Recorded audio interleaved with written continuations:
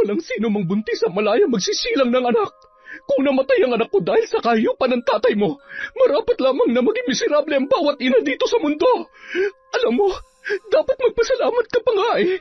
Dahil hanggang ngayon ay buhay ka pa. Nagsinungaling kayo sa akin. Niloko niyo ako. Masama kayo dahil marami kayong pinatay na inosente. Pinaniwala mo ako sa mga kasinungalingan mo.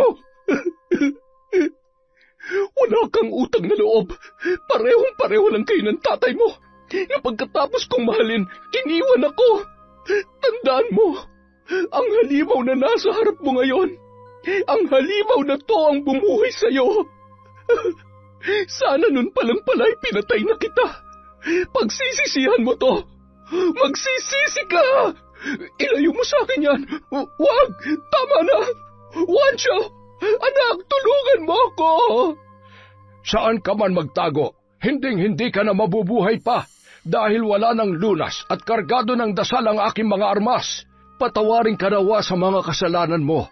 Ngunit kung pagsasarhan ka ng langit, natitiyak kung pagbabayaran mo sa impyerno ang bawat buhay na kinitil mo. Walang hanggang pasakit na parang pinapatay ka ng paulit-ulit. Taon 2003. Samar. Dapit hapon, abalang nagsisiga ang isang lalaki ng mga naipon niyang dahon mula sa puno ng mangga at langka sa palibot ng kanilang bahay, kasabay ng pagliliparan ng mga alaga niyang manok sa mga sanga, at ang iba naman ay sa mga tagong limliman nito. Abala naman ang buntis niyang asawa sa pagsara ng mga bintana at matapos ay inayos ang natitirang apoy sa loob nang medyo hilaw pang bunot ng niyog at dinagdagan pa ng kamangyan. Ilang beses na kasi yung pinapaalalahanan ng mga kapitbahay tungkol sa gumagalang aswang sa gabi na hindi pa rin matukoy kung sino. May ilan na yung nabiktima, kaya naman hindi mawala ang pag-aalala ng lalaki para sa kanyang mag-ina. Maliban sa mga buntis, ay ilang buwan na ring dumadaing ang mga tao na nawawalan o minsan ay bigla na lamang nakikitang patay ang kanilang mga alagang hayop. Mahal, pumasok ka na sa loob. Ako na mag-aayos niyan. Sige, mahal. Pupunta lang ako sa kusina at maghahanda ng hapunan natin. Huwag mong kalimutang isara ng maayos ang pinto, ha? O bakit? Sumasakit na ba ang tiyan mo? Manganganak ka na ba? Hindi pa naman siguro. Sumipa lang tong napakalikot mong anak. Kung sakaling manganganak na ako ay wala namang problema dahil kapitbahay lang naman natin si Lola Shoni.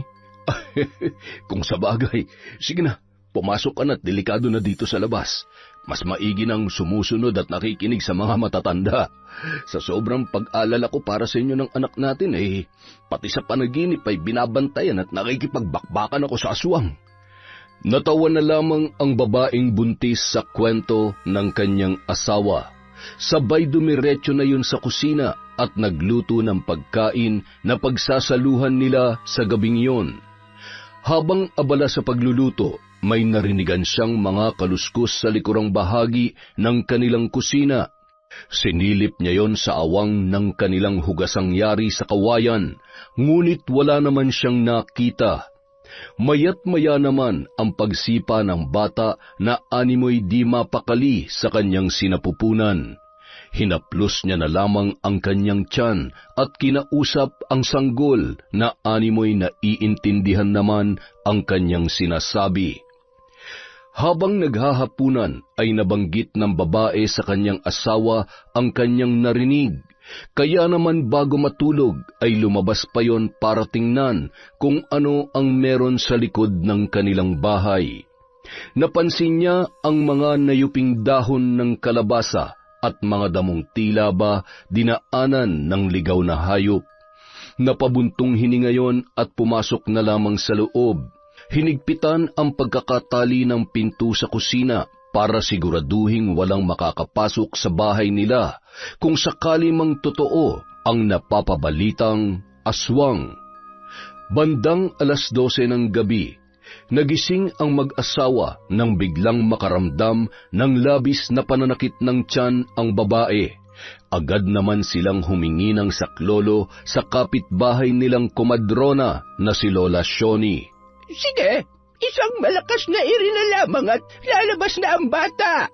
Kasabay ng malakas na pagtulak ng komadrona sa may babang bahagi ng dibdib ang malakas na iri at ilang sandali lamang ay lumabas na ang sanggol. Ngunit nagkatinginan ang mga yon nang wala silang marinig na iyak. Kung ano-anong paraan ang ginawa ng komadrona para paiyakin at maisalba ang bata na noon ay kulay itim na ang buong katawan.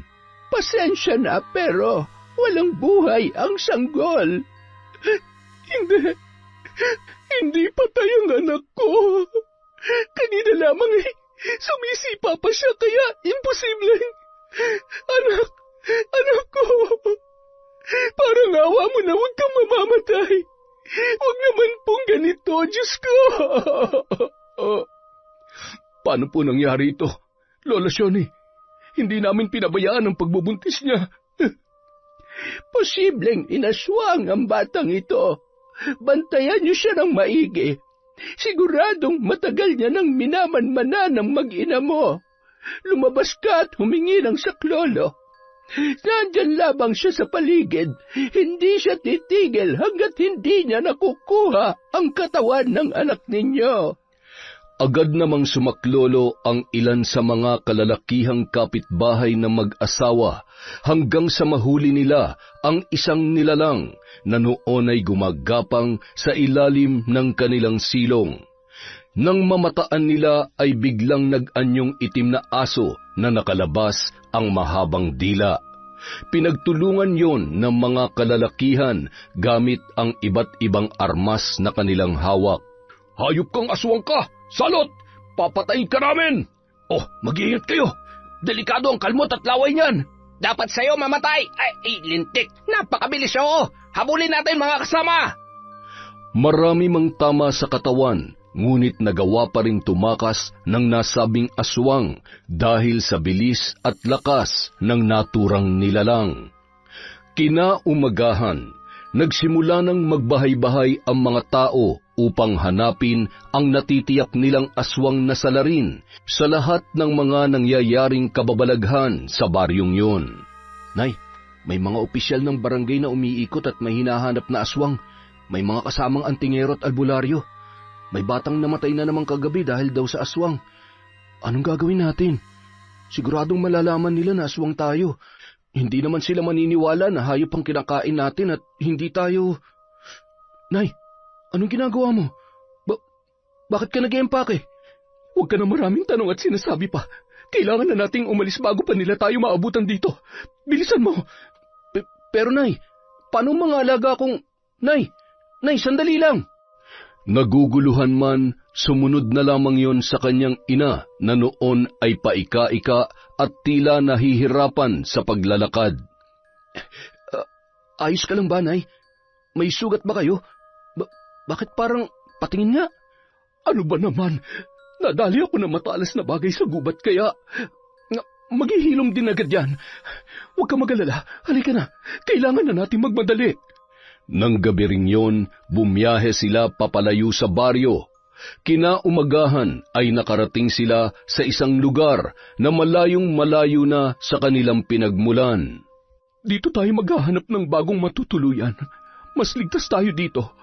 Mahirap nang madamay dahil sa mga walang awang aswang na pumapas lang ng mga tao. Ay, paano na tayo ngayon, Nay? Malayo sa gubat at hindi natin kabisadong baryong to. Marami na ring tao at kabahayan dito, Nay. Mas malayo tayo makakagalaw dito, anak. Wala ni isang maghihinala sa atin.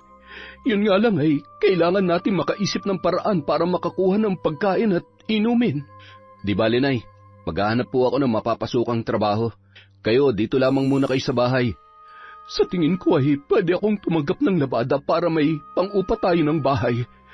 Ano sa palagay mo, anak?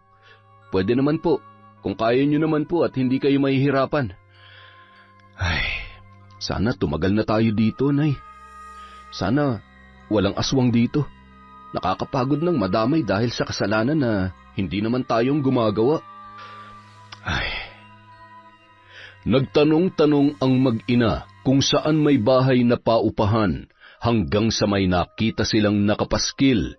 Pinupuntahan lamang yon ng katiwala para linisan.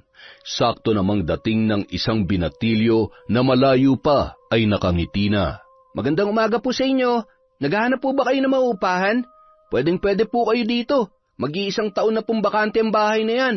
Kami po ng lolo ko ang katiwala. Nasa ibang bansa na po kasi yung may-ari. Medyo luma na pero matibay pa naman po. May parte nga lang po ng bubong na tumutulo kapag umuulan. Pwede ko bang malaman kung magkano ang renta kada buwan? 2,000 lang po. Ano, gusto niyo po ba? Wancho, anak, kaya ba natin? Sige ho, Nay. May nakatabi pa naman ako dito. Pwede nating ibigay bilang paunang bayad. Ayos! Sige na ho, tumuloy na po kayo, tutulungan ko po kayo maglinis. Ay, siya nga po pala, yan lang po ang gamit ninyo? Wala po kayong... Ay, hindi bali na nga. Pwede nyo pong gamitin yung mga naiwang gamit dyan. Salamat sa'yo. Kiko po ang pangalan ko. Kiko, ako si Nora, at ang anak ko naman si Wancho. Sige ho, kayo na hong bahalang mag-ayos dito sa loob ng bahay. Eto po ang susi. Ako na po magwawalis sa labas. Konti lang naman ang linisin dito. Wancho, tulungan mo na lamang siya magwalis sa labas at napakarami pa namang nalaglag na mga dahon ng puno. Patuloy sa pakikipagkwentuhan ang binatilyong si Kiko. Sa noon ay seryoso sa pagwawalis na si Wancho. Ay, pambihirang mga dahon to. Mukhang hindi tayo matatapos nito. Pagkawalis mo may malalaglag naman na bago. Ay, siya nga pala, Wancho. Saan kayo nanggaling? Tsaka, bakit napili niyong dito manirahan sa lugar namin? Naghahanap kasi ako ng bagong trabaho. Napeste kasi yung mga pananim ko sa bukid, kaya... Trabaho? Teka, sakto! Pwede ka dun sa pinapasukan ko, sa meat shop ni Lola Linda. Naghahanap siya ng kasamahan namin. Simpleng trabaho lang yun. Tutulong sa pagkatay, pagtadtad, at tagakilo ng karne. Kaya siguro dito kami dinala ng mga paa namin ni Nanay dahil maliban sa bahay, ikaw din ang magiging susi para makahanap ako ng trabaho. Ngayon pa lang nagpapasalamat na ako, Kokix. Naku, walang anuman yun. Masaya ako na makatulong sa inyo ng nanay mo.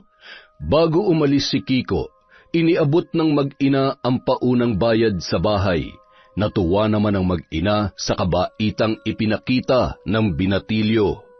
Bandang 5:00 ng hapon, naglalakad-lakad si Wancho para maghanap ng mabibilhan ng pagkain. Mula sa di kalayuan ay sakto namang nakakita siya ng talipapa na malapit lamang sa kanilang inuupahan. Bumili siya ng laman at baga ng baboy. Kusa namang nagbigay ng dugo ang nagbabantay doon sa pag-aakalang dinuguan ang iluluto ng binata. Ayan, dinamihan ko na. Mas masarap ang dinuguan kapag maraming dugo. Ilamas mo yan sa nyog at pigaan mo ng kalamansi para hindi malansa. Dami ng dayo sa lugar namin ah. Ikaw, ngayon lang kita nakitang bumili dito. Oo, maraming salamat po dito. Walang anuman, Pogi. Balik ka ulit bukas ha. Araw-araw may bagong katay. Nakangiting tumango at tumalikod rin agad ang binata. Nagkatinginan pa ang ilang mga dalaga na nag-uumpukan sa isang kanto na animoy humanga sa pagiging magandang lalaki ni Wancho. Pasimple na lamang ngumiti ang binata sa mga yon at nagpatuloy sa paglalakad. Pagdating sa bahay, naabutan niya ang kanyang ina na nagsasara ng mga bintana. Pagkatapos ay masaya nilang pinagsaluhan ang mga binili ni Wancho. Hindi pa man natatapos sa masarap nilang pagkain, ay bigla na lamang may tumatawag sa pangalan ni Wancho at kumatok ng 3 beses. Nagmamadaling inayos ng binata ang sarili at lumabas. Hindi naman magkanda-ugaga si Aling Nora kung saan ilalagay ang mga karne na nakalapag sa mesa. Nang lumingon siya, nakita niya ang isang timba na walang laman at nagmamadaling sinilid yun doon. O Kiko, ikaw pala. Anong sa atin? Galing ako kina Lola Linda. sinabihan ko siya na kailangan mo ng trabaho. Mag-umpisa ka na raw bukas. Hinay-hinay lang kasi. Mukhang sarap na sarap ka dyan sa chicharon na kinakain mo ha. Pwede bang Tumakbo na yon papunta sa kusina, kaya natataranta namang sumunod si Juancho. Sakto namang katatapos lamang magpunas ng mesa ni Aling Nora at hawak ang kulay itim na basahang lumang damit na ipinampupunas niya. Itinago niya yon sa kanyang likod. Agad na kumuha ng baso si Kiko at binuksan ang gripo, sabay uminom ng tubig. Tinapik-tapik pa niya ang dibdib noon na animoy may nakabara, sabay nakahinga ng maluwag ang binata. Ano bang nangyari sa'yo, iyo? Pasensya na ho kung nagulat ko kayo. Muntik na ho akong mamatay dahil sa chicharon na to eh. Ang sarap po kasi. Gusto niyo po ba? Panalo ho to kahit walang sawsawang suka. Mukhang masarap, kaya lang muntik ka nang mamatay dahil sa... gutom na po kasi ako eh, tsaka masarap po talaga to. Ay, siya nga pala, bukas dadaanan kita dito, 3:00 na madaling araw ha. Kaya ba? Sige, wala namang problema. Ang importante, may trabaho na ako kaagad. Dahil kapag nagkataon, palalayasin mo kami dito ni nanay dahil wala na kaming pangrenta. Sige, uuwi na ako at siguradong hinahanap na po ako ni Lolo. Aling Nora, pasensya na po ulit ha. Nako, wala yon. Salamat sa tulong mo kay Juancho. Inihatid nila sa may pintuan si Kiko at tinatanaw pang naglalakad papalayo ang binata. Marami pa ring mga batang naglalaro sa labas at mga taong nakatambay sa kalsada. Ay, muntik na tayo doon, Nay. Buti na lang nailigpit nyo kaagad. Kailangan talaga nating magdoble ingat. Huwag natin silang bibigyan ng dahilan para maghinala. Hindi rin tayo mahihirapan na makabili ng pagkain, lalo na ngayong nataon na sa katayan ka ng baboy magtatrabaho. Kailangan mo lang pigilan ang sarili mo. Huwag na huwag kang gagawa ng bagay na ikapapahamak natin. Oo naman, Nay. Gusto ko na rin mamuhay ng malaya sa gulo at takot dala ng pagkatao natin. Pasensya ka na, anak. Mula bata ka ay ito na ang buhay na kinamulatan mo. Nahihirapan at naguguluhan ka pero gusto ko lang malaman mo na ginagawa natin to para sa ikabubuti mo. Ayaw ko mapahamak ka. Hindi ko kaya. Kinabukasan, bago pa man mag-3:00 ay gising na si Juancho. Nagulat siya nang pagbangon niya ay nasa kusina na ang kanyang ina. Ang aga niyo naman hong gumising, Nay. Lumabas po ba kayo kagabi? Hindi, anak. Naninibago lang yata ako. Hindi man lamang ako abutin ng antok. Inihanda ko na ang mga damit mo. Doon sa may upuan. Kapag nakaluwag-luwag, bumili ka na lamang ng ilang pares at kakaunti lamang ang nadala ko dahil sa pagmamadali. Ayos lang po yan. Basta ho may magagamit ako. Isa pa, masipag naman ho kayong maglaba. Maya-maya maglalakad-lakad ako. Magtatanong ako kung may gusto magpalaba o baka naman may kakilala si Kiko. Sige ho, babanggitin ko po sa kanya. Hindi nagtagal, dumating na si Kiko at nagmadali na silang umalis. Pagdating sa may katayan sa likod ng luma, ngunit may kalakihang bahay ni Lola Linda, hindi kalayuan sa pwesto ng meat shop. Abala ang 2 lalaki na matagal ng trabahante ng matanda. Eksakto nilang nadatnan na tinatali at tatarakan na sa leeg ang baboy. Tumulong naman sila at napapalunuklaway na lamang si Juancho nang maamoy ang sariwang dugo na dumadaloy sa isang malaking timba. 3 baboy ang kanilang kinatay. Pilit niyang pinipigilan ang kanyang sarili sa pagkauhaw sa dugo at laman na nasa kanyang harapan. Pinagpapawisan ng malamig at hindi maipagkakaila dahil patuloy lang ang pagtulo noon sa kanyang muka at braso. Ano, Totoy? Mukhang ninervyos ka yata. Masasanay ka rin. Kailangan medyo alerto at mabilis tayo ha. Tuturuan ka namin na maayos at huwag ka rin mahihiya magtanong kung kinakailangan. Oo nga, huwag ka mahihiya sa kahit sino sa amin dito. Masayat nagtutulungan kami. Dahil kapag may pumalpak na isa, damay-damay tayong lahat. Kung may dapat kang katakutan, si Lola Linda yon. Medyo may kasungitan at kapag puro ka kapalpakan, siguradong tatamaan ka ng pandigma ang tungkod niya. Kapag nandito yun, trabaho lang. Walang gaanong kwentuhan dahil naririndi siya sa kapwa niya maingay. Kaya kung may tao man na siguradong mahihirapan, ako yun. Nagtawanan na lamang ang mga lalaki kasabay ng pagbukas ng pintuan sa kusina. Hala, sige. Magkwentuhan at magtawanan kayo para abutin kayo ng liwanag dyan. Oh, buti pumasok na ang baguhan. Anong pangalan mo, Pogi? Ako po si Wancho. Magandang umaga po, Lola Linda. Mas maganda pa ako sa umaga. Sana ganito kagwapong mukha nakikita ko sa tuwing umaga at mukhang mabango. May naaamoy na naman akong... umagang-umaga ay nagkakalat ng lagim. Magbubukas na ako ng meat shop at sumunod na lamang kayo doon, Wancho at Kiko. Yung laman loob dyan sa panghuling baboy ay huwag ibebenta ha.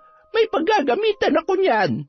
Agad na tumalikod ang matanda at dumaan sa likod na bahagi ng bahay papunta sa meat shop. Aba, mukhang malinaw ang ihi ngayon ni Lola. Sigurado kakapadala lang ng mga anak niyang nasa abroad. At mukhang crush pa yata tong si Wancho. Nako, magkaribal na kayo ni Kiko ngayon sa puso ni Lola Linda. Maya-maya lamang, ikinarga na ng dalawa sa kariton ang mga baboy na hiniwa sa tig-2 parte. Ang mga laman loob naman ay lilinisin pa ng ibang mga trabahante at ipapahabol na lamang sa tindahan. Pinagtulungan nila yung itulak hanggang sa makarating sa meat shop. Natuwa naman ang matanda na pinagmamasdan ang bawat kilos ng baguhang si Wancho. Maya-maya, nagpaalam na rin ang matanda at nagbilin na lamang sa dalawa kung ano ang mga dapat gawin. Hanggang 10:00 lamang sila magtitinda sa nasabing pwesto sa araw-araw. Kung minsan ay babalik sa katayan kung may ipag-uutos pa ang matandang babae. Arawan ang bayad at binibigyan pa sila ng pang-ulam na karne ni Lola Linda. Maraming salamat po dito, Lola. Meron din diyang laman loob at dugo. Kung gusto mo ay bibigyan kita. Kaunti lang naman ang kakailanganin ko dito para sa aking lulutuing hapunan. Ikaw, Kiko, gusto mo rin ba? Naku po, gustuin ko man po ay bawal naman po yan kay Lolo. Salamat na lamang po, Lola. Buti naman kung ayaw mo.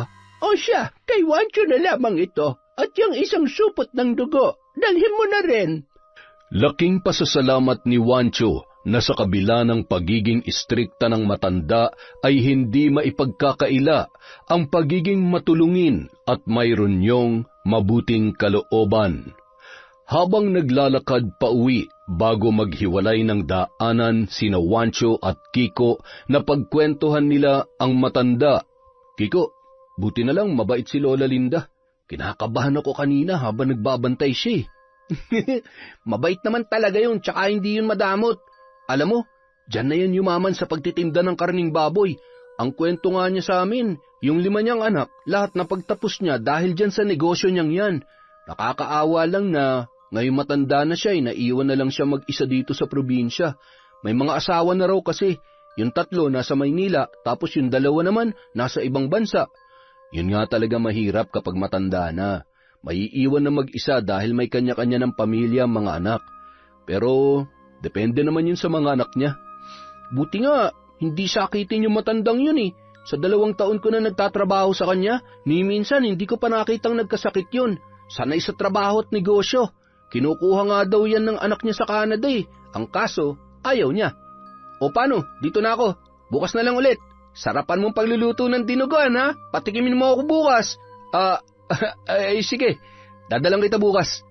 Malayo na ay nagsasalita pa rin si Kiko. Tumatango at kumakaway na lamang si Wancho dahil kahit bulong noon sa malayo ay sigurado na naririnig niya. Isa yun sa kanyang mga abilidad bilang aswang. Pagtapat sa isang karinderya, napatigil si Wancho at napangiti nang maisip niya kung paano bibigyan ng dinuguan ang kanyang bagong kaibigan na si Kiko, gayong hindi naman sila nagluluto ng kanyang ina. Miss, 2 order nga ng dinuguan. Sige, Pogi. Sandali lang, ha? Nakangiti namang inabot ng tindera ang binili niya, sabay inabot ang bayad. Nagmamadali na yun naglakad pa uwi at sakto namang nakita ang kanyang ina mula sa isang eskinita. Nay! Wancho, anak, buti naman at maaga kang nakauwi. 4:00 pa lang ha.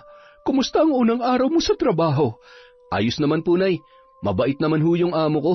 Binigyan pa tayo ng panghapunan natin. Teka, saan po kayo galing? Ha? Ano? Naglakad-lakad lang para makabisa ko tong lugar. Nagtanong-tanong din ako ng pwede kong maekstrahan para naman makatulong ako sa iyo. Kahit wag na ho siguro, Nay. Ako na lang po magtatrabaho para sa atin. Nagpatuloy sa pagkukwentuhan ang mag-ina habang naglalakad pa uwi sa kanilang bahay. Pagdating doon, iniabot niya kaagad kay Nora ang sinahod niya nung araw na yon. Aba, ang dami niyang dala mong pang-ulam ha. Mabuti naman may dugo. Sa wakas ay maiibsan na rin ang pagkauhaw ko. Nanunuyo ng lalamunan ko eh. Ano to? Bumili ka ng lutong ulam? Para po yan kay Kiko. Nanghihingi kasi ng dinuguan, kaya sabi ko, dadalhan ko siya bukas. Hindi naman siguro mapapanis yan dahil mukhang bagong luto. Tsaka may suka yan. Ay, kinabahan nga po ako, Nay. Buti na lang may nadaanan akong magandang tindera, karinderya. Umayos ka dyan. Kahit anong mangyari, wag ka magkakamaling matukso sa mga babae. Kapag nagkataon ay matutulad ka sa tatay mo. Baka mamaya, iwan mo rin ako o mapahamak ka lamang.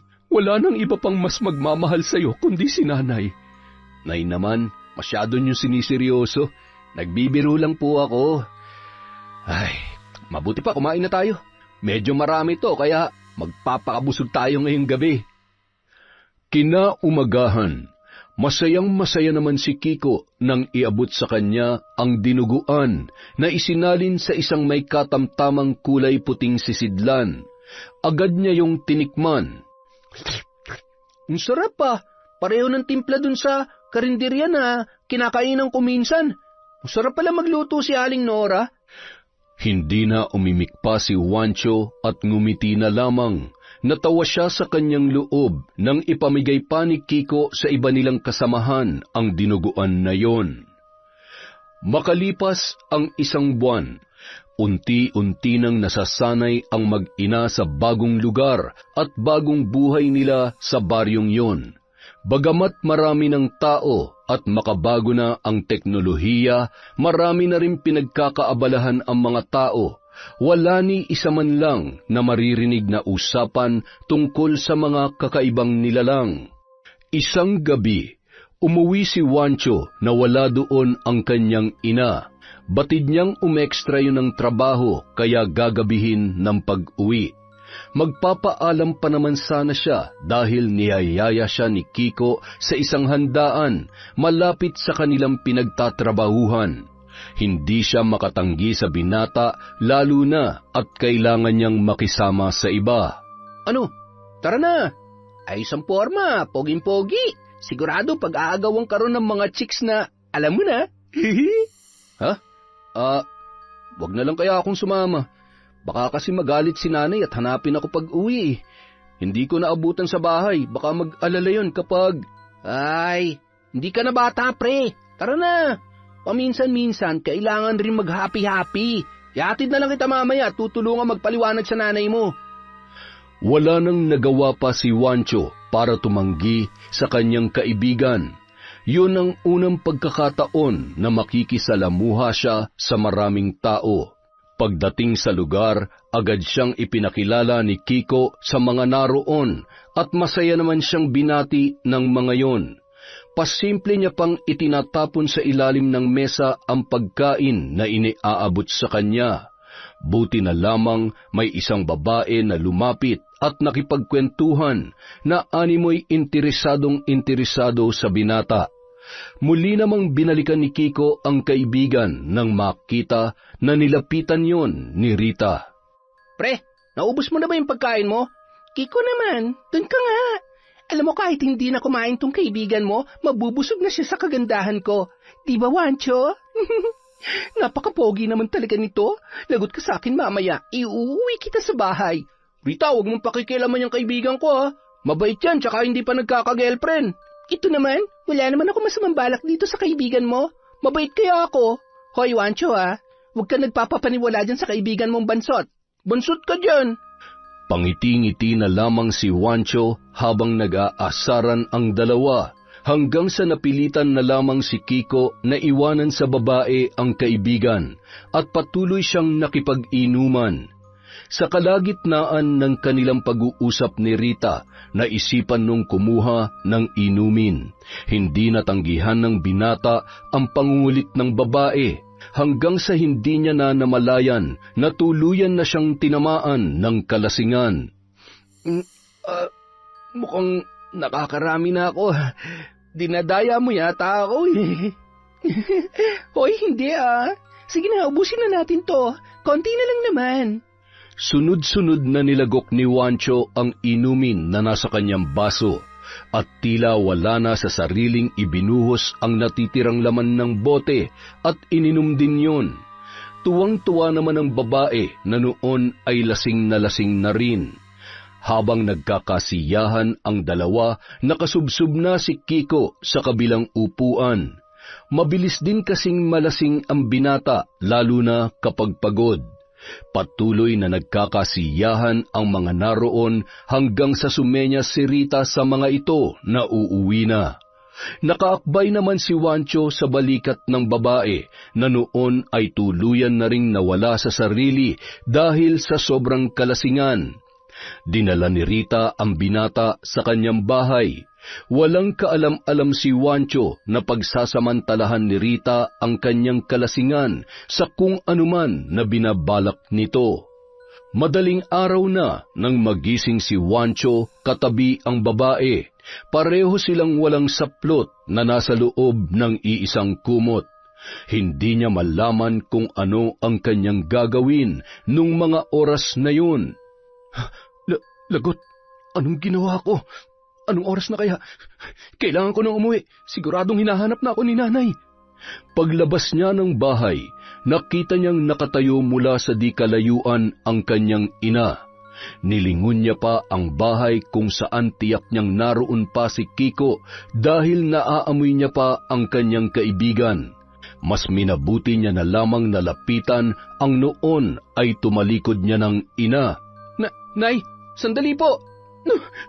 Hindi ka talaga nakikinig sa akin. Gusto mo ba talaga mapahamak? Bakit ba napakatigas ng ulo mo? Hawak ni Wancho ang kanyang muka at hindi na lamang umimik pa. Ramdam niya ang lakas ng sampal ni Aling Nora at yun ang unang pagkakataon na nakita niyang nagalit ng sobra ang kanyang ina. Naiintindihan niya naman kung saan nagmumula ang galit na yun. Lalo na't sa kabila ng galit ay nababasa niya ang pag-aalala sa mukha nito. Samantala, mabigat man ang katawan ay pinilit pa rin niyang pumasok sa trabaho. Nay, papasok na po ako. Tiningnan lamang siya ng masama ni Aling Nora. Napabuntong hininga, sabay tumalikod na lamang ang binata. Ay, wala ka rin pinagkaiba sa tatay mo. Nakakalimot kapag nasa harapan na ng babae. Muling nanumbalik ang masalimuot na pinagdaanan ni Nora sa piling ng yumaong ama ni Wancho dahil sa pangyayaring yun. Samantala, halos magkasunuran namang dumating sa trabaho sina Wancho at Kiko.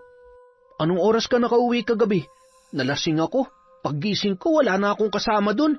Pambihira, hindi mo man lang ako ginising. Maaga pa. Ano kasi, sinundo ako ni nanay. Pero marami ka pa naman kasama nung pumuslit ako. Anak nang, pambihira naman oh. Talagang mahal na mahal ka ng nanay mo ah. Ay, siya nga pala. Kumusta kayo ni Rita kagabi? Nakascore ka ba? Ha? Ano yun? Ay, saan planeta ka ba nang galing? Pambihira naman oh. Halika nga't magtrabaho na lang tayo. Masyado ka namang good boy. Bandang tanghali, malayo pa ay narinigan na ni Wancho ang boses ni Rita na noon ay papunta sa kanilang pwesto Nagmamadaling magtago ang lalaki. Oh, anong ginagawa mo dyan? Si Rita, paparating. Sabihin mo hindi ako nakapasok. Anak nang, wala naman ah. Nananaginip ka pa yata eh. Nagulat si Kiko nang biglangan dumating si Rita at malayo pa ay nababakas niya na ang magandang ngiti ng babae. Napalitan ng malungkot na ekspresyon ang mukha noon nang makita na wala doon ang kanyang pakay. Oh, bakit? Hinahanap mo si Wancho? Oo, sanay eh. Nasaan ba siya? Wala, hindi nakapasok. Pinagod mo yata kagabi. Hoy, huwag ka namang maingay, baka may makarinig sa'yo. Pakisabi na lang kapag nakita mo siya na, hinahanap ko siya ha, at sana magkita ulit kami. Ay, oo na. Sige na, umalis ka na, at kapag nakita ka na naman ni Lola Linda dito, siguradong masisira na naman ang araw nun. Umirap pa ang babae at agad na umalis. Nang makalayo-layo ay lumabas na sa pinagtataguan si Wancho.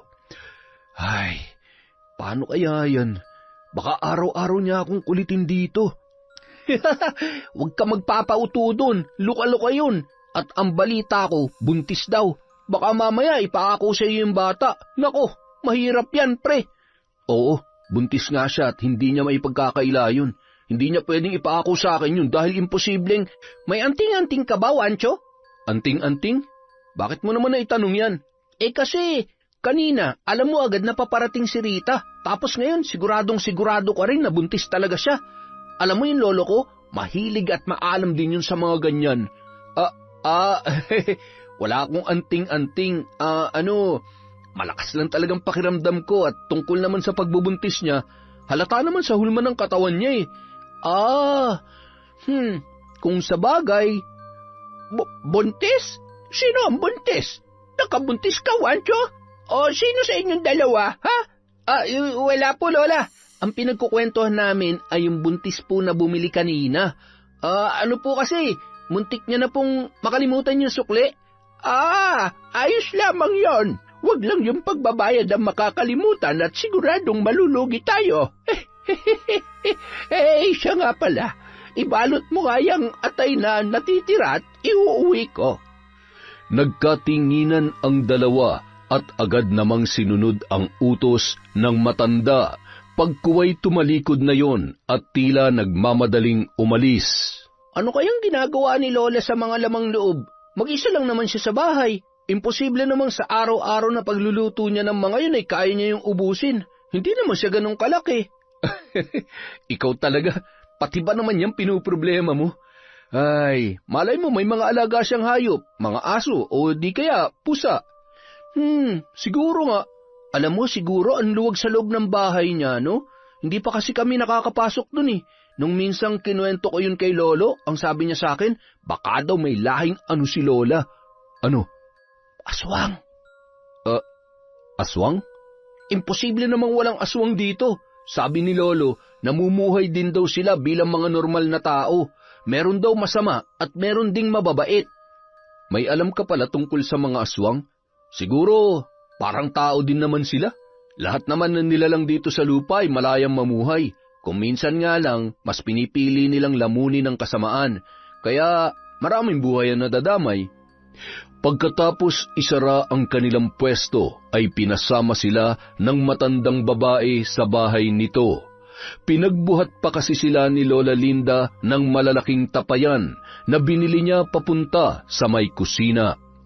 Yun ang unang pagkakataon na nakapasok sila sa bahay ng matanda, ngunit hanggang kusina lamang. Palingon-lingon, sabay napapasinghot si Wancho sa kakaibang amoy na nanunuot sa kanyang ilong. Matapos nilang ilagay ang tapayan sa tapat ng isang malaking pinto sa may kusina, iniabot ni Lola Linda ang sahod nila. Pagkatapos noon ay pinauwi na rin sila ng matandang babae. Saan kaya yung gagamitin ni Lola Linda? Malamang imbakan ng tubig o di kay wala na siyang paglagyan ng pera. Tara na, umuwi na tayo. Susuyuin ko pa yun, nagtatampo ko nanay. Ay, ikaw kasi. Ba, bakit ako? Hindi ka ba nag-enjoy kagabi? Ano? Ha? Aminin. Pagdating sa bahay, agad nang inilagay sa mesa at tinakpan ng isang malaking palanggana ang dala niyang karne na magsisilbing hapunan nung gabing yun. 1 o 2 beses lamang siya nagdadala ng laman loob at dugo. Kung minsan naman, bumibili na lamang sila sa iba para hindi sila mahalata. Dahil nasa sentro sila, marami namang bilihan doon. Ilang sandali pa, agad na pinuntahan ni Juancho ang kanyang nanay sa silid nito. Nagmano siya, sabay malungkot na tinitigan ang hindi niya mabasang ekspresyon ng kanyang ina. "Galit pa rin kayo sa akin, Nay. Pasensya na ho, hindi na po mauulit." Ay, at sa tingin mo, hahayaan ko pang mangyari ulit yon? Kumain ka na. Ayan ang damit mo, magpalit ka. Hindi niyo po ba ako sasabayang maghapunan? Ay, wala pa akong ganang kumain. Tirahan mo na lamang ako kung gusto mo. Matulog ka na pagkatapos mong kumain at hindi ka nalalabas kung sakaling mangyayain ka ni Kiko. Nay, huwag niyo hong pagagalitan si Kiko, ha? Wala naman po siyang kasalanan dun sa nangyari. Bakit ko naman siya pagagalitan? Hindi naman niya hawak ang isip mo. May sarili kang pag-iisip at desisyon. Ano mang resulta ng ginagawa mo ay bunga ng iyong desisyon. Ay, sige na. Isara mo ang pinto at matutulog na rin muna ako. Makalipas ang 1 linggo, naging matabang pa rin ang pakikitungo ni Aling Nora sa kanyang anak na si Juancho. Iniintindi na lamang yon ng binata, lalo na at may kasalanan naman talaga siya.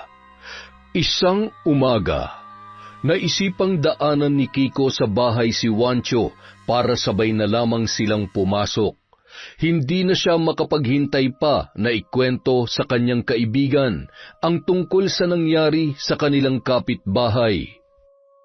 Grabe, nakakatakot. Kasi wala man na nakakaalam kung sino may gawa nun dun sa babae. Maraming sugat sa katawan na hindi matukoy kung kalmot ba yun o saksak. Malalim kasi. Tapos yung tiyan talagang nakakalat at wala na yung sanggol. Hindi malaman kung anong may gawa nun. Pero sabi ni Lolo, aswang lang naman na may kakayahang gumawa nun. Aswang? Kung sakali mang totoo yan, ibig sabihin may aswang sa baryong ito.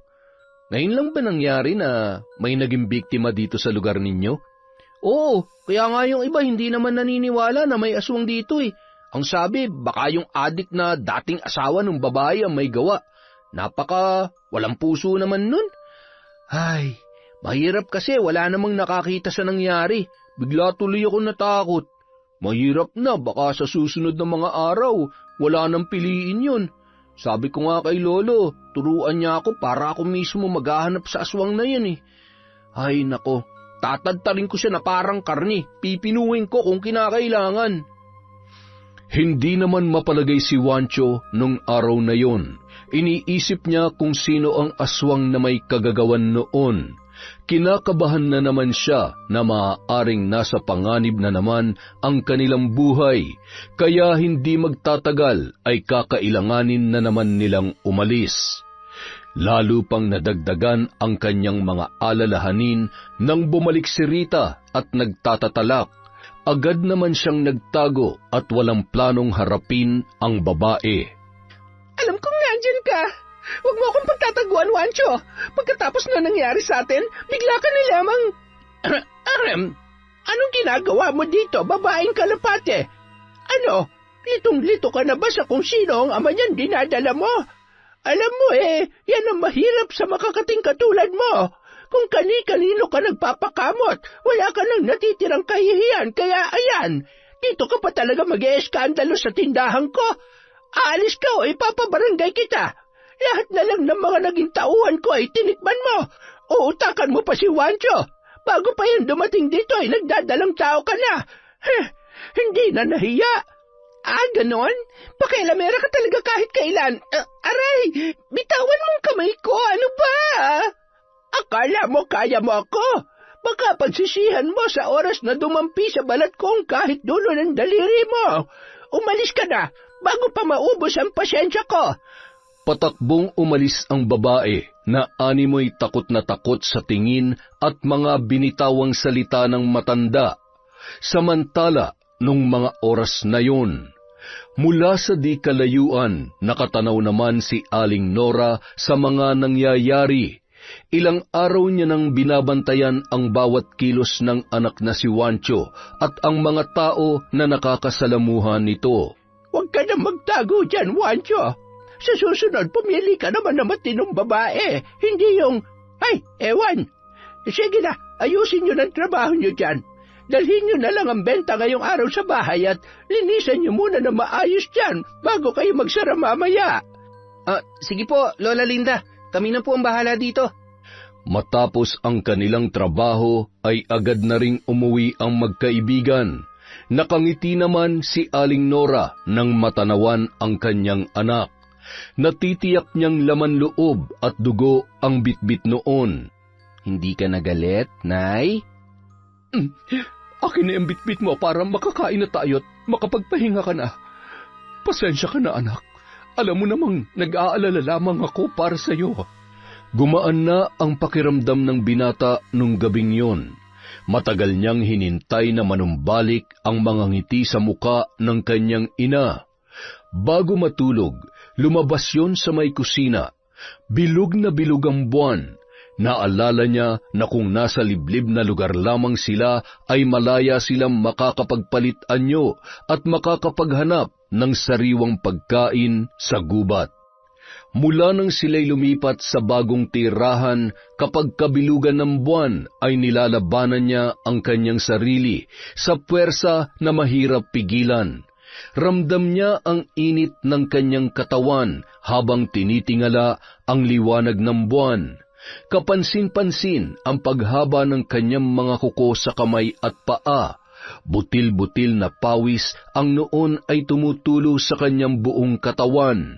Hindi niya maiwasang umalulong kasabay ng mga aso sa ilang mga kabahayan. Nung mga oras na yun, isang malaking itim na aso ang lumundag sa isang bintana. Ilang minuto pa ang lumipas pagpasok ni Juancho sa loob ng bahay ay ngumiti pa siya na tumingin sa pintuan ng kwarto ng kanyang ina bago pumasok sa kanyang silid at natulog na. Matapos magpalit ng damit, agad naman nang nakatulog ang binata. Samantala, hindi mapakali si Rita sa kanyang higaan.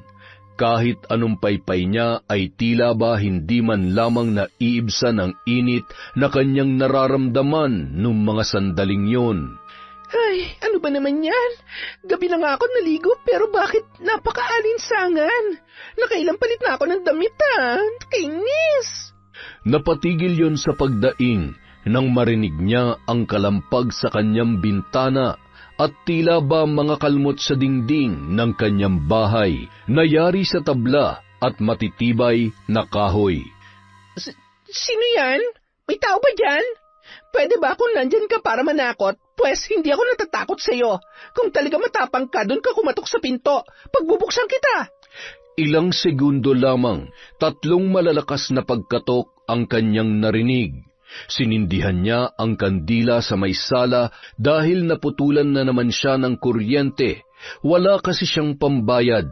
Hindi pa rin kasi siya binibigyan ng sustento ng totoong ama ng batang nasa kanyang sinapupunan. Agad naman niyang binuksan ang pintuan. Sa halip na tao ay isang malaking aso ang bumungad sa kanya. Agad siyang sinunggaban ng nilalang na yon. Unang sinakmal ang kanyang leeg, dahilan para hindi makahingi ng tulong ang babaeng buntis na nasa 3 buwan pa lamang ang tiyan. Ilang sandali pa, bumalik sa normal na anyo ang aswang at nakangising hinahawakan ang tiyan ng babae. Nagngilid ang luha ni Rita habang inaaninag ang muka ng isang babae hanggang sa unti-unti na yung nalagutan ng hininga. Inilabas ng babae ang kanyang dila at nagmistula yung matalas na bagay na bumaon sa puson ni Rita at nilantakan ang maliit na nahuhulma pa lamang na bata sa kanyang sinapupunan. Hindi pa yun nakontento, gamit ang kanyang kuko ay hiniwa niya ng tuluyan ang tiyan, at doon ay walang pakundangan niyang nilantakan ang laman loob ng naturang babae. Muli yung nagpalit anyo bilang isang napakalaking aso. Hinila ang katawan ng babae gamit ang kanyang mga matitibay na pangil papalabas sa loob ng bahay noon. 3:30 ng madaling araw, pasipul-sipul na dumaan sa tapat ng bahay si Kiko, papasok sa kanilang trabaho. Napatigil siya nang maaninagan ang tila ba nakahandusay sa tapat ng bahay ni Rita. Dala ng kuryosidad, lumapit siya at nang maaninagan kung sino ang taong yon, ilang segundo pa ang kanyang hinintay para tuluyang makalabas ang boses sa kanyang bibig. Tulong! Tulong! Agad naman naglabasan at nakiusisa ang mga tao na hindi rin makapaniwala sa sinapit ni Rita. Pangalawa na ito. Buntis ang tinitira ng nilalang na nasa likod ng mga nangyayaring ito. Ay, Diyos ko po, hindi ito normal na paraan ng pagpatay. Wala nang natitirang takot sa Diyos at di man lamang naawa sa biktima. Kahit naman ganyan si Rita ay hindi naman yata makatarungan na mamatay siya sa ganyang paraan. Eh, kawawa naman. Mukhang tama nga si Lolo. Aswang nga may gawa nito. May mga aswang na rin sa baryo natin. Dapat tumalaman ni Lolo. Kailangan mahuli ang mga aswang dahil kapag nagkataon, marami pa mabibiktima at mamamatay. Nagkakagulo at nag-uumpukan ang mga tao na may iba't ibang haka-haka sa nangyari. Napakunot noon naman si Wancho nang matanawan ang kaguluhan, at nang maaninagan ni Kiko ang kaibigan ay agad yung tumakbo papalapit. Wancho, patay na si Rita. Pinatay siya ng halos magkapareho ng paraan ng pagpatay sa buntis noong nakaraan. Ha? Ano? Sino may gawa nun? May nakakita ba? Alam mo, malakas ang hinala ko na tama si Lolo na may aswang nga dito. Pero kung sino, yun ang hindi ko rin alam. Siguro, asawa ng mga nakakarelasyon niya o baka may kaaway siyang... Sandali, hindi ba kahapon nag-away si Lola at si Rita? Hindi kaya... Si Lola Linda? Ay, imposible naman yun. Walang imposible, Wancho. Magaling magtago ng pagkatao mga ganyang uri ng nilalang. Mapagpanggap at alam nila kung paano linlangin sa katotohanan ng mga tao. Pero masyadong mabait si Lola Linda. Sa tingin ko, hindi niya magagawa ang iniisip mo. Yun na nga eh. Alam mo, maraming tao na binubulag tayo sa pansamantalang kabutihan para makapaghasik ng kasamaan. Kaya sa ngayon, kailangan natin malaman ang totoo. Kailangan kong tulong ni Lolo at sana tulungan mo rin ako na hanapin ang aswang na pumapatay ng mga buntis dito sa baryo. Ano, Wancho? Ay, sige, tutulungan kita. Sa ngayon, pumasok na tayo sa trabaho. Magmadali na tayo at siguradong iinit ang ulo ni Lola Linda kapag naunang gumising yun sa atin. Halika na, bilis. Tumakbo na tayo. Hindi batid ni Kiko ang pagkabahala ng kaibigan. Hindi mawala sa kanya na paghinalaan din si Lola Linda, lalo na't ramdam niya ang galit ng matanda sa babae. Anong klaseng aswang kaya siya? Hindi namin siya kauri. Pero alam ko na may itinatago rin siyang sekreto. Pero kung siya nga may kagagawan nito, siguradong may malalim siyang dahilan. Hindi lang dahil sa nagkasagutan sila kahapon. Ay... Iba ang tingin ng magkaibigan sa noon ay matamlay na si Lola Linda. Noon lamang nakita ni Kiko sa ganoong sitwasyon ang matanda. Nababakas nila sa mukha nito ang lungkot at hindi rin yun masyadong umiimik. Maaga rin silang pinagsara nung araw na yun. Pagsapit ng hapon, pag-uwi ni Wancho ay agad niyang ikinwento sa kanyang ina ang nangyari. Tingnan mo nga naman, kahit gaano pa kabait ang matanda, ay napupuno rin. Sa tingin ko ay tama ka, anak. Mag-isa lamang siya sa buhay, at sabi mo ay hindi rin siya basta-basta nagpapapasok sa kanyang bahay. Posibleng may malaking kasalanan ng babaeng yun sa amo ninyo. Kung sakaling hindi siya aswang, maari rin namang dayong aswang na dito naman naisipang mambiktima. Ay... Hindi naman kasi lahat anak ay mas pinipili ang nakasanayan natin. Kahit minalas tayo dahil sa hindi tayo normal katulad ng iba, nasasa atin pa rin kung pipiliin nating maging mabuti o masama. Kaya lang po sa ngayon, ang pinoproblema ko ay kung paano matutulungan ng kaibigan ko. Gusto niya malaman kung sinong aswang na pumapatay. Naghihinala siya kay Lola pero paano kung mapatunayan niya na hindi si Lola at malaman niya na aswang ako dahil maraming alam ang lolo niya sa aswang. Kaya kahit anong mangyari, kailangan natin mag-ingat at umiwas na magpapakita sa lolo niya. Baka kasi sa oras na malaman niya Anak, walang makakaalam sa sikreto natin at wala rin makakapanakit sa atin. Gagawin kong lahat para protektahan ang ating sikreto. Kung kinakailangan na magpakalayo-layo, gagawin natin yun ng paulit-ulit. Masiguro ko lamang ang kaligtasan nating mag-ina. Samantala. Apo, halika. Ito ang sagot sa mga katanungan mo. Ang boteng ito ay tinatawag na panghabak. Kailangan mo ito para malaman kung may aswang na umaali-aligid. Maaari mo silang iwasan. Para sa katulad mong hindi marunong makipaglaban ay mas maganda kung yun ang gagawin mo. Baka mapahamak ka lamang dahil malalakas ang mga yan. Hindi mo sila kaya. Marami ka pang dapat matutunan. Isa pa, wala namang dahilan para patayin natin sila. Wala naman silang kasalanan sa atin. Huwag mong susubukan na magpakabayani, Kiko, dahil kapag napuruhan ka, tatamaan ka pa sa akin. Paano naman po yung mga susunod na biktima? Mas maawa ka sa sarili mo. Akala mo naman kaya mong patayin ang mga yan na parang lamok lamang. Huwag matigas ang ulo, Kiko. Ay. Samantala, dahil sa kagustuhan ni Wanchong sagutin ang kanyang haka-haka ay naglakad-lakad siya ng gabing yun habang nababatid niya na mahimbing nang natutulog ang kanyang ina.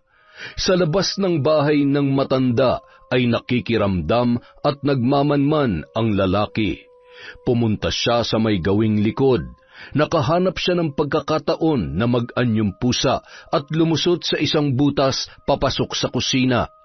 Nadatnan niya ang matanda na may bitbit na timba at may hawak na susi. Sa loob ng kwarto, nakita niya ang mga naglalakihang tapayan. Mga alaga ko, alam kong nagugutom na kayo. May dala akong pagkain, kaya lumabas na kayo riyan. Lumundag ang tatlong nilalang mula sa tapayan.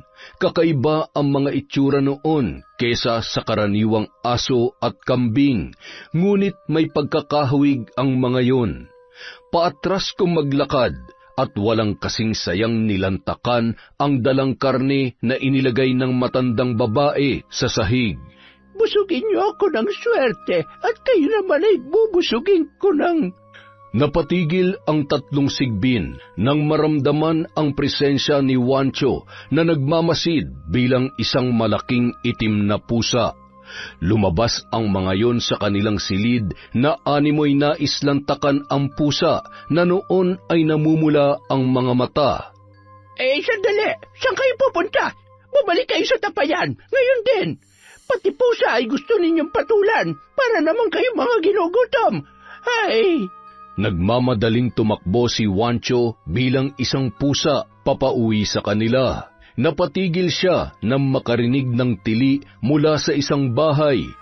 Kasunod ng sigaw na yon ay nakita niya ang isang pamilyar na nilalang na tumatakbo papalayo. Nakiramdam siya sa paligid at nang lumabas ang lalaki ay humihingi yon ng saklolo sa mga kapitbahay. Tulong! Tulungan niyo kami! Ang asawa ko! Duguan yun at maraming kalmot sa muka at sa kanang braso. Agad naman nagsilabasan ang mga tao para tumulong. Nakakatakot na dito sa lugar natin. Pangatlo na to at hanggang ngayon ay hindi pa rin nahuhuli ang kung sino may gawa nito. Kawawa naman. Kabuwanan na sana ay nangyari pa ito sa kanya. Walang kasing bilis na kumaripas ng takbo si Wancho at umuwi sa kanilang bahay. Pagdating doon, agad niyang binuksan ang pinto ng silid ng kanyang ina. Bakas sa mukha noon ang pagod at humahalimuyak pa ang amoy ng batang sanggol na nilantakan noon. Nay, kayong pumapatay sa baryong ito? Anong sinasabi mo dyan? Huwag na kayo magsinungaling pa. Nakita ko kayo. Kitang-kita ng dalawang mata ko na kayo ang lumabas mula sa bahay na yon. Bakit? Ano ba nangyayari sa inyo? Kailan pa yan? Bakit nyo ginagawa to? Dahil walang sino mang buntis sa malaya magsisilang ng anak. Kung namatay ang anak ko dahil sa kahiyupan ng tatay mo, marapat lamang na maging miserable ang bawat ina dito sa mundo. Ikaw, dapat magpasalamat ka pa nga eh. Dahil hanggang ngayon buhay ka pa. Pinalaki kita at inalagaan na parang tunay kong anak. Habang ang nanay at tatay mo hanggang sa ngayon ay nangungulila pa rin sa'yo. At habang buhay silang mangungulila at masasaktan dahil sa pagkawala mo.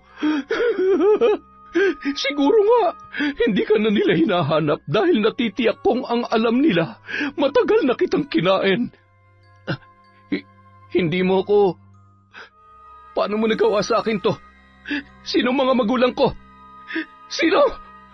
Maraming taon na ang nakalipas mula nang malaman ng ama ni Juancho ang totoong pagkatao ni Nora. At sa takot na siya mismo ang maging biktima, ay walang paalam siyang umalis at nagpasyang tuluyan ng iwanan ang babae. Lingid sa kaalaman ng lalaki na nagdadalang tao si Nora noong panahon na yon. Nagulat na lamang siya nang mabasa ang iniwang sulat ng lalaki. Sa sama ng loob ay nakunan ang babae. Yun ang naging dahilan kung bakit inilaan niya ang panahon niya para muling hanapin ang lalaking nag-iwan sa kanya sa loob ng 3 taon, hanggang sa matagpuan niya yon na may bago ng kinakasama. Wala siyang mapaglagyan ng sakit at galit nang makitang masayang-masaya ang ama ni Juancho sa piling ng bagong babae na napili nitong makasama, at higit sa lahat ay nagdadalang tao na rin yun. Isang araw matapos ipanganak ay sinugod niya ang mag-asawa sa bahay at kinuha ang inosenteng sanggol. Wala man lamang nagawa ang mga yon para ipagtanggol ang kanilang sarili at iligtas ang anak nila sa aswang na si Nora. Patuloy sa paghagulhol si Juancho at masayang-masaya naman si Nora na inaalala kung paano niya nakuha ang batang kinilala siya bilang isang tunay na ina. Ano ba? Tumigil ka na sa kakaiyak. Ayaw mong tumigil, ha? Sige, total gutom naman na ako. Mas mabuti pang kainin na kita. Dahil ipinagkait sa akin ng mga magulang mo ang pangarap kong pamilya ngayon. Hindi rin sila magiging masaya. Dahil papatayin din kita. Ano ba? Anong tinitingin mo, ha? Huwag mo akong ngingitian ng ganyan dahil kahit katiting na awa, hindi ko dapat maramdaman sa'yo. Wala ka rin karapatang mabuhay sa mundo. Napahagulhol na lamang si Nora nung mga sandaling yun.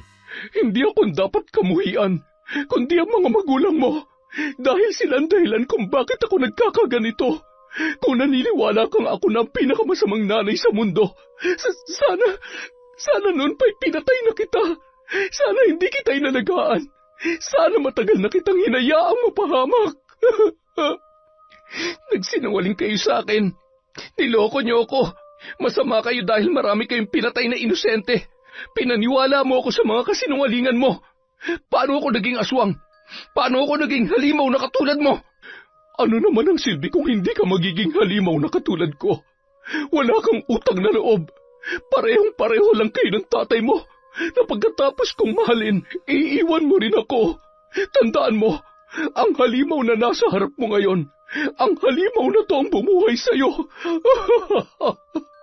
Sana noon pa pala ay pinatay na kita. Pagsisisihan mo ito. Pagsisisihan mo. Nanlilisik ang mga matang umalis ang kanyang kinikilalang ina sa loob ng mahabang panahon. Hindi mawari ni Juancho ang sakit na nararamdaman nung mga oras na yon. Hindi siya pumasok sa trabaho. Magulo ang isip at hindi niya rin alam kung ano ang dapat gawin. Samantala, Ano kaya nangyayari kay Juancho? Bakit hindi siya pumasok? May sakit kaya ang batang yun? Ay, kawawa naman. Siguro kailangan na natin magdagdag ng trabahante para may araw na makakapagpahinga ang iba sa inyo. Mahirap nga lamang humanap ng matino at mapagkakatiwalaan. Ay, baka kapag nagkataon ay may pakain ko pa yun sa mga alaga kong sigbin. Ho? May alaga po kayong sigbin? Oo, huwag ka maingay at sikreto lamang natin yon, ha? Ang mga yan, matagal na sa akin. Pampaswerte lamang. Kapag mabuti ang may-ari, ay hindi naman mapanganib mag-alaga niyan. Yung yumao kong asawa ay naniniwala na ang mga sigbin talagang dahilan kung bakit naging maganda ang takbo ng negosyo namin. Pero sabi nga kailangan sabayan ng sipag at utak. Siya, mamaya ay daanan mo si Wancho. Kumustahin mo at dalhan mo ng lulutuing ulam, ha? Kawawa naman, siguro pagod na pagod na. Lola, pwede rin po ba akong mapagod bukas? Medyo nararamdaman ko na rin po kasi ang sakit ng katawan ko Aray, Lola naman. Hindi pagod yan. Wari ko'y katamaran yan. Ayusin mo ang trabaho mo at dodoblehin ko ang sahod mo ngayon dahil mag-isa ka lamang dito. Siya nga pala, anong balita tungkol sa bagong pinatay? Kumpirmado na nga bang aswang ang may gawa noon? Opo, Lola. Nakita raw po mismo ng asawa ng pinatay na buntis. Sugatan nga rin po yung lalaki. Ay, Lola, hindi kaya nakakawala yung sigbin mo sa gabi? Akala ko ba'y kumpirmadong aswang? Bakit naman nadamay ang mga sigbin ko? Kulang kaya ata sa balos ng tungkod ko Sa tinagal-tagal ko na dito, ngayon lamang nangyari yan. Wari ko'y hindi taga rito ang aswang. Isang dayo mula sa mga karatig lugar kung saan talaga naman marami pa ring aswang. Akalain mong dumayo pa sila rito? Ay, dapat na lang talaga tayo mag-ingat. Bandang 4:00 ng hapon, matapos ang trabaho ay dumiretso si Kiko sa bahay ni Wancho. Bukas naman ang pinto at nagtuloy-tuloy yun sa silid ng binata. Pre, ano nangyari? May sakit ka ba? Ay, medyo masama lang ang pakiramdam ko. Salamat sa pagdalaw, Oh, wala ka naman lagnat Ano nangyari dyan sa mata mo? Umiyak ka ba? Nasaan si Lola Nora? May problema ka ba? Ay, hindi ko alam kung paano ko sasabihin sa'yo, pre. Baka kasi hindi mo naman ako maintindihan at hindi ka rin maniwala sa akin. Mukhang malalim yan, pre Sige na, sabihin mo at makikinig ako. Ano bang problema yung tinutukoy mo? Alam mo yung mga namatay na buntis? Alam ko na kung sino may gawa. Ano? Nakita mo ba? Sinakdan ka rin ba niya kaya ka umiiyak? Si nanay. Ano? Ibig sabihin, aswang yung nanay mo? Mahirap paniwalaan pero oo, aswang siya, pre. At pati na rin ako. Ha? Ikaw? Aswang ka rin? Huwag ka matakot. Hindi ako masama at hindi kita sasaktan. Hinawahan niya ako ng pagiging aswang niya. Hindi siyang totoo kong ina dahil ninakaw niya lang pala ako mula sa mga totoo kong magulang. Sinubukan ko magbantay kagabi. Hindi ko sinasadyang makita siya mula dun sa bahay ng pinatay na buntis. Nagkasugatan kami at sinabi niya sa akin ng totoo bago siya umalis. Ano ba naman to? Seryoso ba? Totoo ba to? Binabangungot lamang ako. Ay! Nasa panganib ang mga taga rito. Kailangan natin tumulong para pigilan siya. Baka kasi lalo pa siyang magalit at pumatay pa. Ayoko nang may madamay pa sa galit niya sa akin at sa mga totoong magulang ko. At saka kapag hindi siya tumigil, siguradong pati siya mapapahamak din. Kahit anong mangyari, nanay ko pa rin siya, Kiko. Naiintindihan kita, pre. Pero huwag ka magpapatalo sa pagmamahal mo sa kanya dahil kapag nagtuos uli kayo, baka mapatay ka na niya. Kung gusto mo pa makita ang totoo mo mga magulang, kailangan mo manindigan sa kung anong tama. Kahit masakit at mahirap, kailangan mong tanggapin ang katotohanan na ginamit ka lang niya para makapaghiganti. Huwag ka mag-alala, tutulungan ka namin ni Lolo. Sandali lang, bakit parang mainit ang bulsa ko? Aswang ka nga. binigay sa akin to ni Lolo para malaman ko kung may aswang sa paligid. Ay, teka, sigurado kang hindi mo ako sasaktan, ha? Tsaka, siya nga pala, yung dinuguan. Hindi nyo naman hinaluan ng kung ano yun, di ba? Ay, ang totoo niyan, binili ko lang talaga yun dun sa karinderya. Ay, sigurado ka, ha? Ayaw ko maging aswang. Baka mamaya bigla na lang din akong mauhaw sa dugo ng tao. Ay, naku po, Diyos ko. Huwag naman po sana. Nung mga oras na yon, isinama ni Kiko ang kaibigan sa kanilang bahay.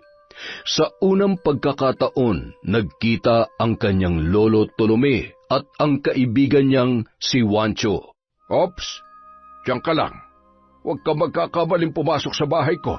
Hahampalusin kita nitong buntot pagi. Lolo, hindi po siya masama. Kaibigan ko ho siya at hindi niya ho tayo magagawang saktan.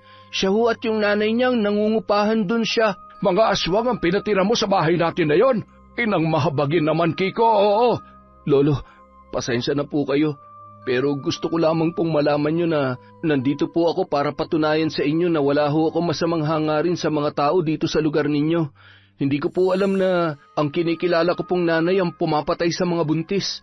Huli na po para malaman ko ang katotohanan dahil maging ako po na itinuring niyang anak, ginamit niya lamang para makapaghiganti. Tulungan niyo po ako mahuli at labanan siya. Sa tagal na panahon ko nang tinalikuran ang pagtugi sa mga aswang, hindi ko maipapangako mapagtatagumpayan natin ang gusto mong mangyari. Pero, sige, magtulungan tayo para wala ng buhay ang mawala pa.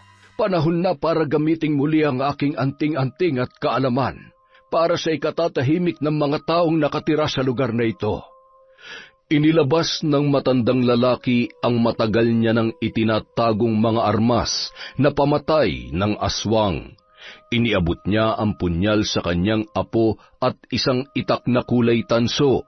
Nakipag-ugnayan sila sa opisyal ng barangay sa planong pagdakip sa aswang na si Lola Nora at paalalahanan ang bawat kabahayan na magdoble ingat. 12:00 ng gabi, patuloy sa paglalakad ang tatlo nang biglang may humarang sa kanila na isang malaking itim na aso.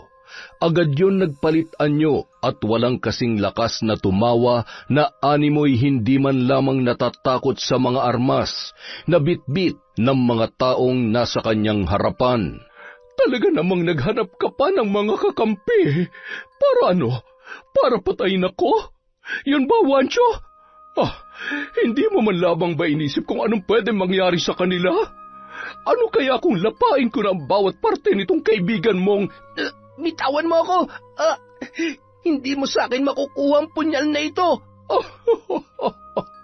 Hindi pala, ha? Ano, lalapit kayo o ako mismo magtatarak ng punyal na ito sa hambog na lalaking ito? Nay, tama na. Bitiwan mong kaibigan ko. Gusto niyong gumanti sa mga magulang ko? Sige, patayin niyo ako.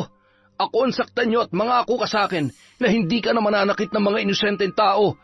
At sino ka para utusan ako, ha? Wala akong pakialam sa kanila. Hindi mo ako pwedeng diktahan sa kung ano ang dapat kong gawin, Wancho. Papatay ako hanggat gusto ko. Walang sino man ang makakapigil sa akin. Matapang ka masyado, ha? Sige, tingnan na lang natin kung kakayanin mo ang pangmalakasang anting-anting na kahit demonyo'y kayang paluhurin. Hawak ang kanyang kwintas. May mga inuusal na salita ang matanda na unti-unting nagpahina sa aswang na babae. Ilayo mo sa akin yan. Wag, tama na. Wancho, anak, tulungan mo ako. Nay? Huwag kang lalapit sa kanya. Huwag mo na siyang subukang linlangin. Nababasa ko ang takbo ng isip at plano mo.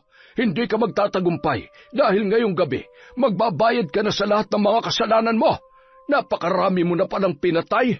Masyado ka nang nagpatalo sa galit, sakit at kasamaan dyan sa puso mo. Lolo, sandali lang ho. Nay, sumuko ka na lang. Marami pang paraan para magbago at talikuran ng... Wancho,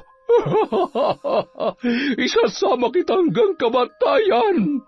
Nang makita ni Kiko ang nakaambang mahahabang kuko ni Nora, ay tumakbo siya at hihilahin na sana ang kanyang kaibigan. Wancho! Wag! Ang sama mo talaga! Humanda ka! Nagmamadali siyang dinampot ang punyal at itinarak yun sa likod ng babaeng aswang.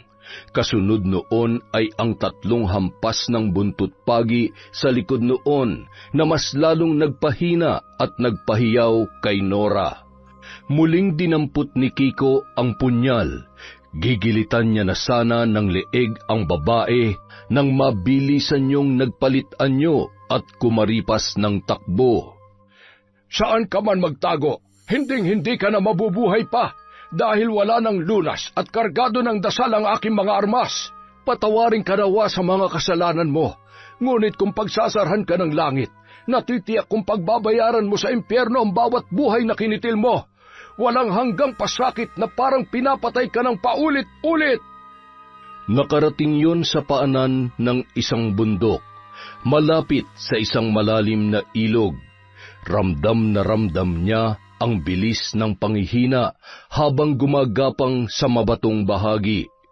Unti-unting sumasagi sa isip niya ang masasayang sandali na kasama ang nag-iisang lalaki na minahal niya sa kanyang buhay.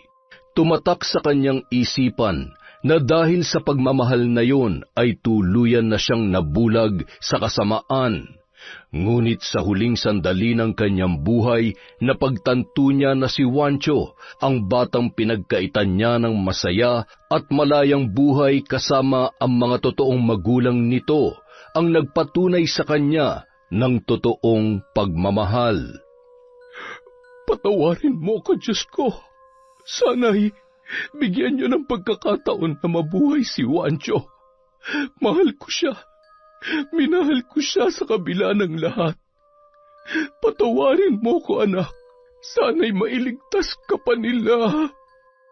Dumanak ang dugo sa batuhan. Kasabay ng pagkalagot ng kanyang hininga ay ang malakas na buhos ng ulan. Unti-unting tumaas ang tubig hanggang sa matangay ang katawan ng babae. Pinagtulong-tulungan naman ng mga kalalakihan na buhatin ang katawan ni Juancho papunta sa bahay ng maglolo. Juancho, lumaban ka. Hindi ka pa pwedeng mamatay. Marami pa tayong baboy na kakatayin, uy. Hanapin pa nga natin yung nanay at tatay mo, eh. Mahanap natin sila, kaya lumaban ka. Tumabi ka nga, Kiko. Hindi pa yan mamamatay. Lumayo-layo ka't ayaw ko nang nagagamot ako ng natataranta. Hinubad ng matanda ang isa sa kanyang mga kwintas at isinuot yon sa binatilyo. Ilang sandali lamang nagkamalay na si Juancho. Si nanay. Magpalakas ka muna.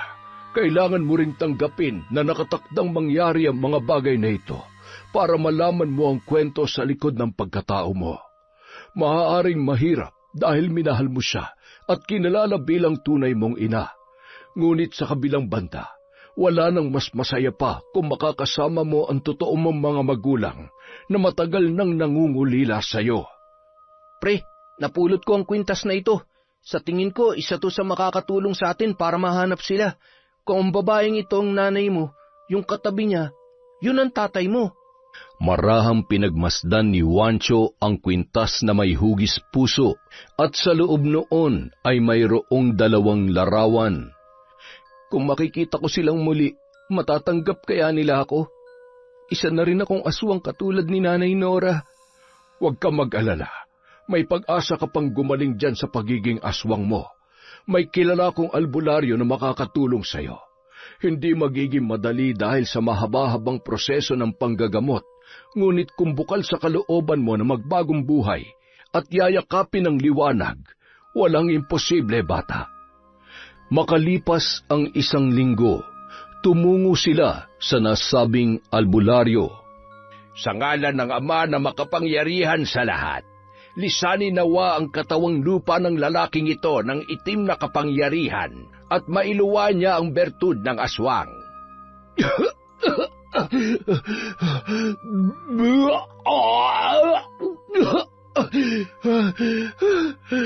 Kailangan nating sunugin ang batong ito.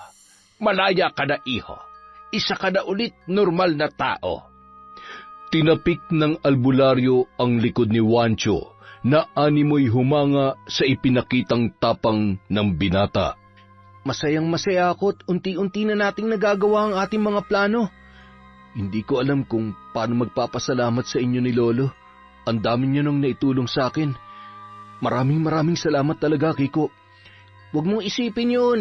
Magkaibigan tayo. At ang tunay na magkaibigan, nagtutulungan ng walang hinihinging kapalit. Magpahinga ka muna't malayo-layo pang biyahe natin pauwi. Siguradong nag-aalala na sa atin si Lolo. Makalipas ang 6 na buwan, sa wakas ay natagpuan na nila ang lugar kung saan naninirahan ang kanyang mga magulang. Magandang araw po. Ako po si Kiko at siya naman po si Wancho. May kilala po ba kayong Nora? Ito po yung kwintas niya at... Bakit kilala niyo si Nora? Alam niyo ba kung nasan siya? Bakit nasa inyong kwintas na ito? Ako ang batang pinalaki niya. Bago siya nawala ay tsaka ko lamang po nalaman na hindi po pala siyang totoo kong magulang. Wala nang salita pang lumabas sa bibig ni Ricardo. Napahagulhol na lamang yun at tinawag ang kanyang asawa at mga anak na noon ay nasa kusina.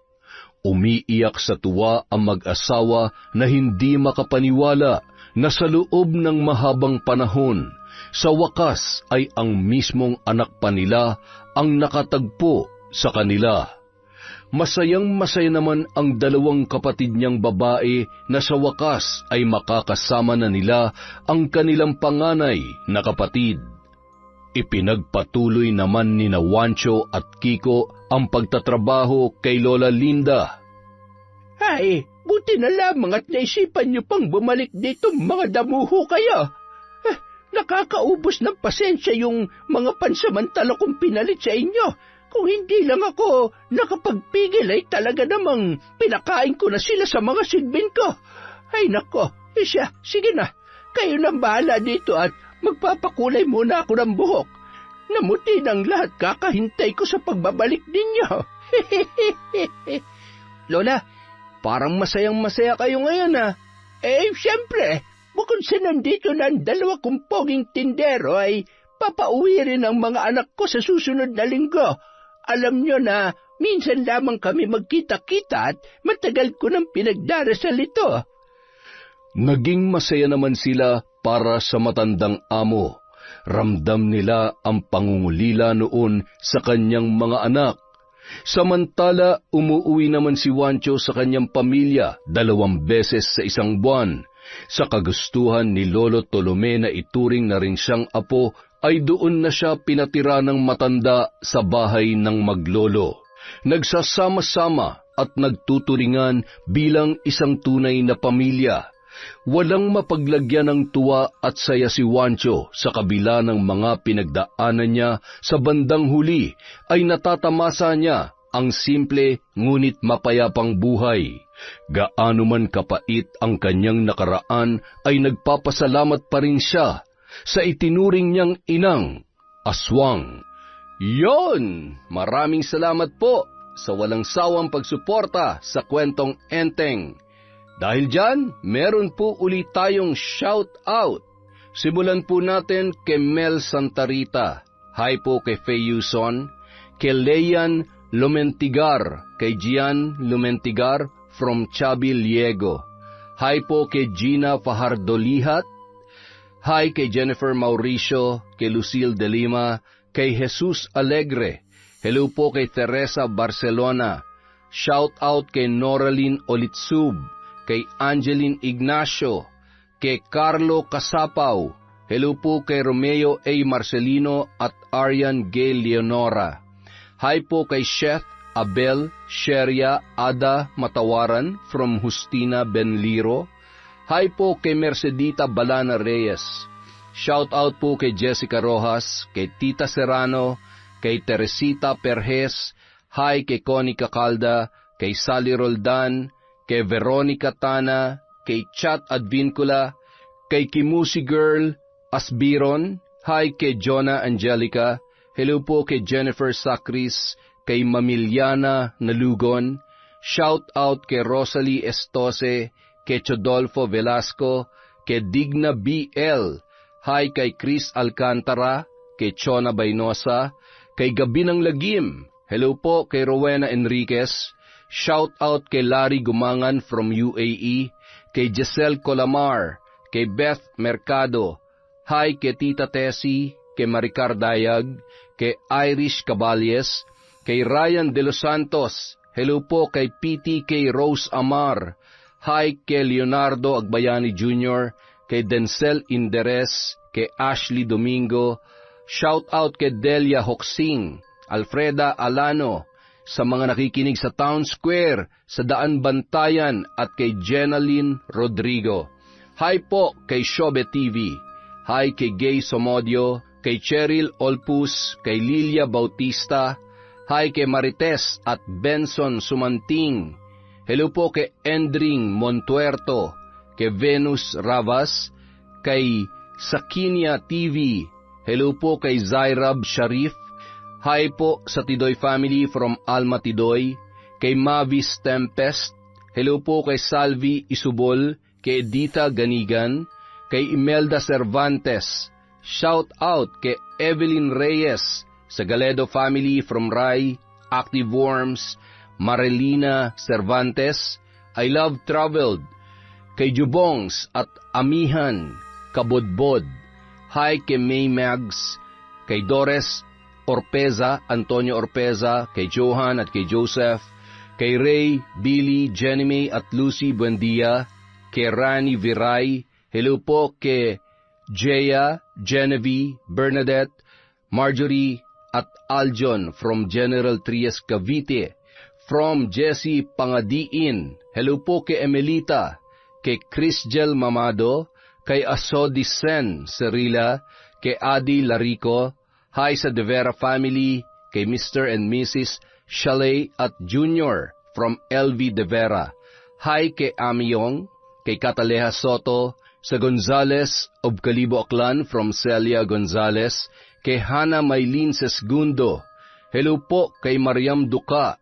Hi kay Gina De Gracia, kay Myra Bantayan, kay Vanieza Samson, kay Ces Ann Danau family at Gideo Danau from Lin Bakay, kay Josie Aniban, kay Jessame Liawas, kay Desiree De Los Santos, Virginia Pontillas, Sonia Sebrero from Diana Barrera, kay Elaine Quemada, kay Florence Gervasio, kay Messiah Hud Masukat, kay Alma Naong, kay Blue 90, kay Kay Alcazaren, kay Donna Barcoma, Marites Villanueva, Earhart the Great Vlog, kay Myra Bantayan, kay Gemstone Claro, kay Elaine Cadiente. Hi kay Monica Nieves, kay Gemma De Ocampo, at Emrose Strong OFW. Maraming salamat po sa walang sawang pagsuporta sa Kwentong Enteng.